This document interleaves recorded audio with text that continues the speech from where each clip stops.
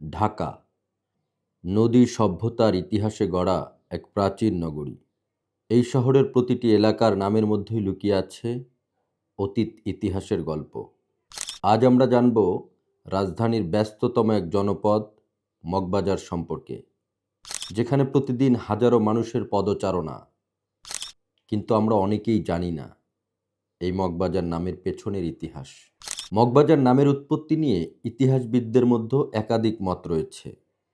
তার মধ্যে সবচেয়ে গ্রহণযোগ্য মতটি হচ্ছে মগ বা আরাকানি জনগোষ্ঠীর সম্পর্কে। 1700 শতকে বাংলার উপকূল ও নদীপথে সক্রিয় ছিল আরাকান অঞ্চলের মগ জলদস্যুরা। তারা মাঝে মাঝে ঢাকার আশেপাশের অঞ্চল পর্যন্ত আসত।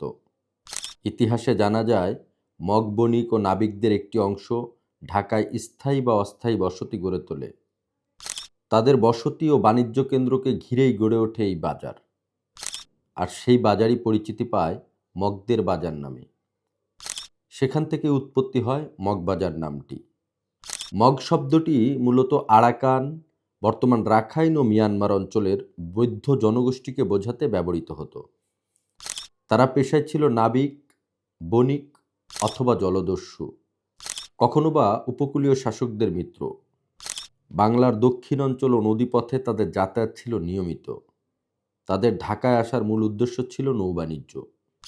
অস্থায়ী বাজারে তারা তাদের পণ্য কেনাবেচা করত এবং সেই বাজারই ধীরে ধীরে স্থায়ী রূপ পায়। মগদের ঘিরে সেই বাজারই হয়ে ওঠে মগবাজার। আজকের ব্যস্ত মগবাজার একসময় ছিল ঢাকার শহরতলির অংশ। খাল, জলাভূমি আর বাগানবাড়িতে ঘেরা এক নীরব এলাকা।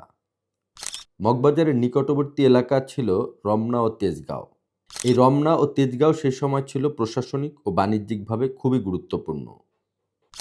এই অঞ্চল দিয়ে নৌপথে পণ্য আসা যাওয়া হতো, যা বাজার গড়ে ওঠার অনুকূল পরিবেশ তৈরি করে।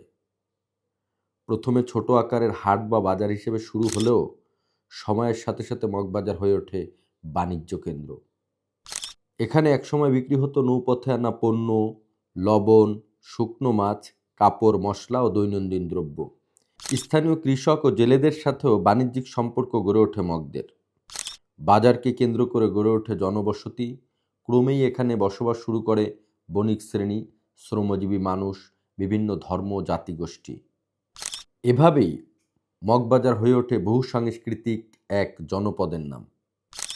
ব্রিটিশ আমলে ঢাকার নগর সম্প্রসারণ শুরু হলে মগবাজারের গুরুত্ব বাড়তে থাকে। সড়ক যোগাযোগ উন্নত হয়, প্রশাসনিক কেন্দ্রের নিকটবর্তী হওয়ার কারণে বাণিজ্য সহজ হয়। বাজার থেকে এলাকা, এলাকা থেকে শহুরে মহল্লা, এভাবেই রূপান্তর ঘটে এই মগবাজার এলাকাটি। স্বাধীনতা পরবর্তী সময়ে মগবাজার দ্রুত নগরায়নের মুখ দেখে। আজ এখানে গড়ে উঠেছে ফ্লাইওভার, বাণিজ্যিক ভবন, বিভিন্ন কর্পোরেট অফিস, হাসপাতাল ও শিক্ষা প্রতিষ্ঠান। এক কথায় মগবাজার এখন ঢাকার অন্যতম ব্যস্ত ট্রানজিট পয়েন্ট। মগবাজার নামটি ইতিহাস বহন করলেও আজকের মগবাজার আধুনিক নাগরিক সংস্কৃতির এক অন্যতম প্রতিচ্ছবি। এখানে দেশের বিভিন্ন অঞ্চলের মানুষ বসবাস করে। অতীতের নৌবাজার আজ পরিণত হয়েছে সড়ক নির্ভর এক মহানগর কেন্দ্রে। মগবাজার শুধু একটি এলাকার নাম নয়, এটি একটি ইতিহাসের স্মারক। আরাকানি মগ বণিকদের বাজার থেকে আজকের কংক্রিট নগর কেন্দ্রে পরিণত হয়েছে এই মগবাজার, যার নামের ভেতর লুকিয়ে আছে শত বছরের প্রতিচ্ছবি।